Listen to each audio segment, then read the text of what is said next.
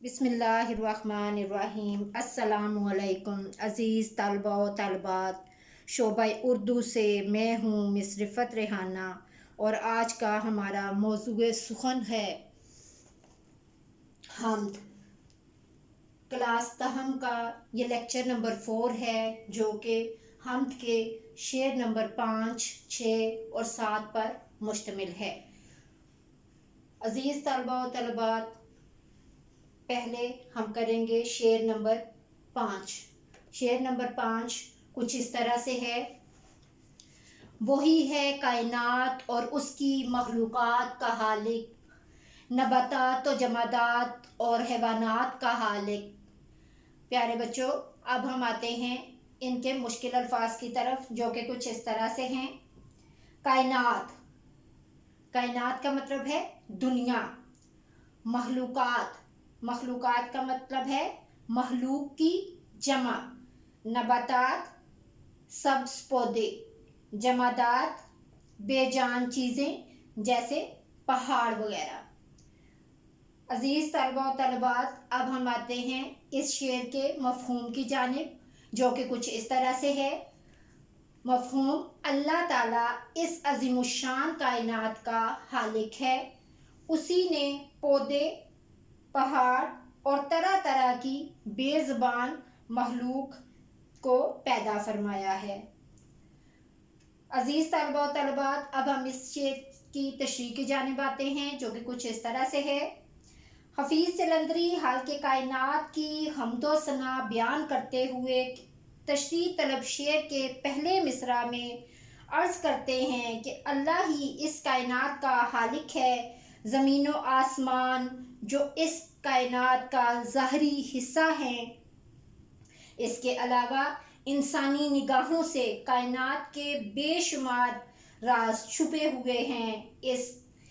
ان سب کا خالق اور مالک اکیلا اللہ تعالیٰ ہے، جس کا کوئی شریک نہیں۔ بقول شاعر: ازل سے پہلے ابد سے آگے وہی کھڑا ہے، وہی کھڑا تھا۔ ازل سے پہلے ابد سے آگے وہی کھڑا ہے، وہی کھڑا تھا۔ وہ نور کل ہے، وہ ماہ کامل، جو جنگلوں میں مجھے ملا تھا۔ جیسا کہ خود اللہ تعالیٰ ارشاد فرماتے ہیں، ترجمہ: وہی اللہ ہے جس نے 6 دنوں میں زمین و آسمان تخلیق فرمائے ہیں۔ دوسرے مصرع میں شاعر کہتے ہیں کہ اللہ تعالیٰ نے اس کائنات میں 3 طرح کی چیزیں پیدا کی ہیں، مثلاً نباتات، پودے اور جڑی بوٹیاں وغیرہ، جمادات، پہاڑ اور ٹھوس چیزیں، اور حیوانات، تمام طرح کے جانور جو بولنے اور سمجھنے کی صلاحیت نہیں رکھتے، پیدا کیا۔ لیکن اللہ تعالیٰ نے انسان کو جو حیوان ناطق کہتے ہیں، بولنے والا انسان، اپنا نائب بنا کر عزت اور سرفرازی عطا فرمائی اور اسے اشرف المخلوقات کا شرف عطا کیا۔ پودے اور درخت اس کائنات کے انسانوں اور حیوانوں کے لیے خوراک پیدا کرنے والے ہیں۔ یہ دن کے وقت آکسیجن گیس خارج کرتے ہیں، جو انسانوں اور حیوانوں کے لیے سانس لینے میں مددگار ثابت ہوتی ہے۔ غرض جانوروں اور پہاڑوں کو بھی انسانی فائدے کے لیے تخلیق کیا، جیسا کہ اللہ تعالیٰ کا فرمان مبارک ہے کہ ترجمہ: بے شک تمہارے لیے ان مویشیوں میں بے شمار فائدے ہیں۔ قرآن مجید میں اللہ تعالیٰ کو رب العالمین کہا گیا ہے۔ رب سے مراد وہ ذات ہے جو کائنات کی تمام اشیاء کو پیدا کر کے ان کی نشو و نما اور جملہ ضروریات، مثلاً کہ تمام ضروریات کو پورا کر کے درجہ کمال تک پہنچانے کا بندوبست کرتی ہے۔ اس کی نوازشیں، اس کی رحمتیں اور لطف و کرم سب کے لیے ہیں، ان کے لیے بھی جو اسے مانتے ہیں اور ان کے لیے بھی جو اسے نہیں مانتے۔ وہ غنی ہے اور محتاج زمانہ اس کا، وہ غنی ہے اور محتاج زمانہ اس کا کبھی خالی نہیں ہوتا ہے خزانہ اس کا۔ پیارے بچوں، اب ہم چلتے ہیں شعر نمبر 6 کی جانب، جو کہ کچھ اس طرح سے ہے۔ وہی خالق ہے دل کے اور دل کے نیک ارادوں کا، وہی خالق ہے دل کا اور دل کے نیک ارادوں کا، وہی مالک ہمارا اور ہمارے باپ دادوں کا۔ عزیز طلباء و طالبات، اب ہم آتے ہیں مشکل الفاظ کے میننگز کی طرف، جو کہ کچھ اس طرح سے ہیں۔ خالق، پیدا کرنے والا، یعنی مراد اللہ تعالی۔ نیک ارادوں، اچھے ارادوں اور اچھی نیتوں۔ مالک، حقیقی، بادشاہ۔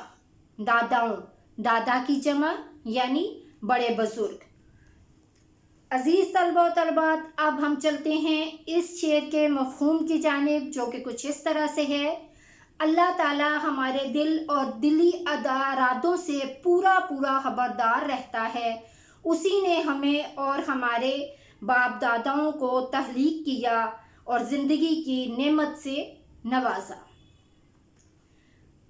عزیز طلباء و طالبات، اب ہم چلتے ہیں اس شعر کی تشریح کی جانب، جو کہ کچھ اس طرح سے ہے۔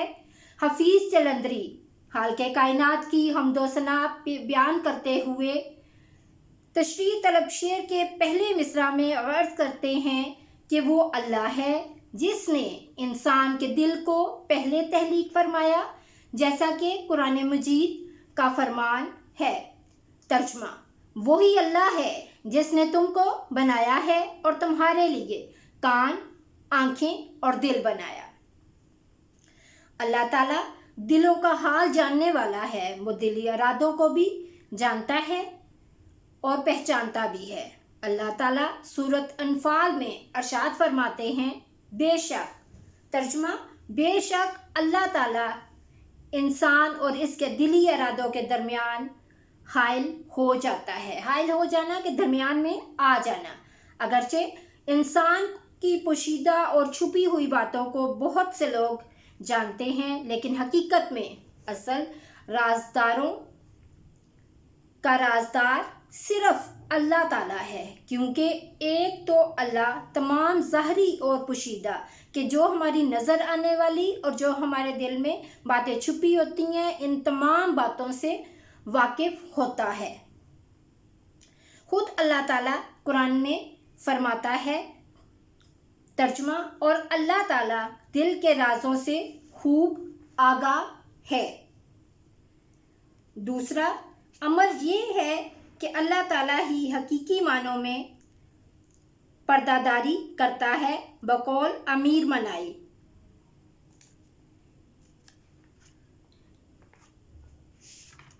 محرم راز تو بہت ہیں میر، محرم راز تو بہت ہیں امیر، جس کو کہتے ہیں رازداں تو ہے۔ محرم راز تو بہت ہیں امیر، جس کو کہتے ہیں رازداں تو ہے۔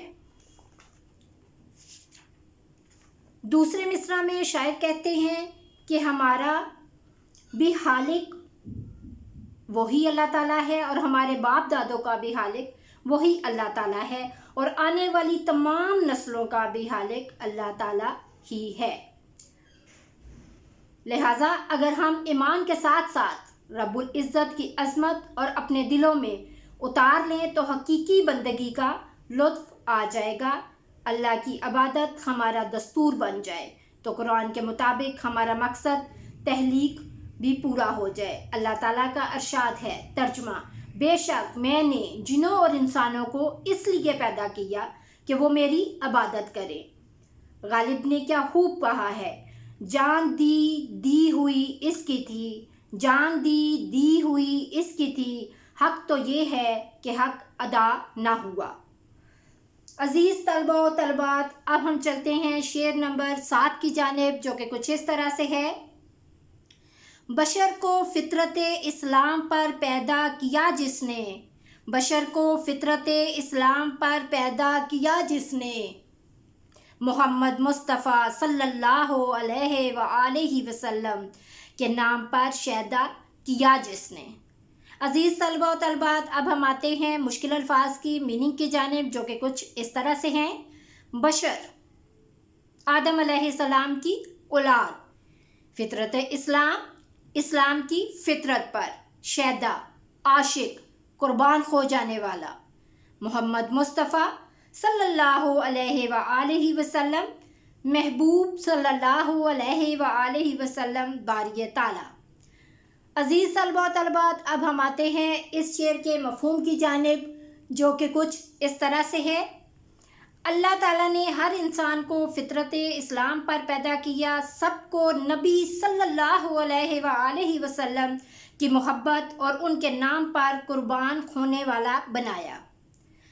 عزیز طلبہ و طالبات، اب ہم آتے ہیں اس شعر کی تشریح کی جانب، جو کہ کچھ اس طرح سے ہے۔